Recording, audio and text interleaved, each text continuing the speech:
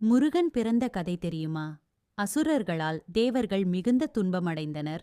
குறிப்பாக சூரபத்மன் மற்றும் அவனது சகோதரர்கள் தேவர்களை அடக்கி ஆட்சி செய்தனர். அவர்களை அழிக்கவல்ல சக்தியுடையவன் சிவபுத்திரனாக இருக்க வேண்டும் என்பதால் தேவர்கள் சிவன் பார்வதியை வேண்டி தவம் செய்தனர்.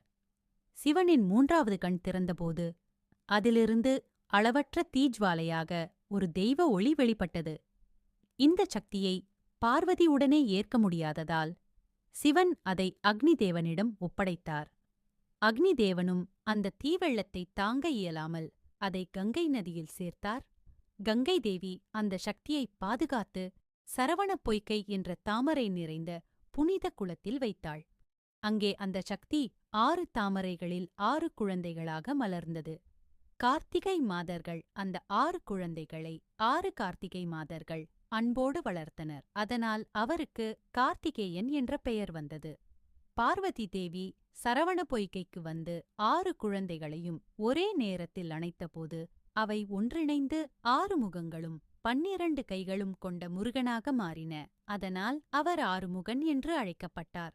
முருகன் தன் சேனை தலைவன் வீரபாகுவுடன் அசுரர்களுக்கு எதிராக போர் புரிந்தார். சிங்கமுகன், தாரகாசுரன் இருவரும் அழிக்கப்பட்டனர்.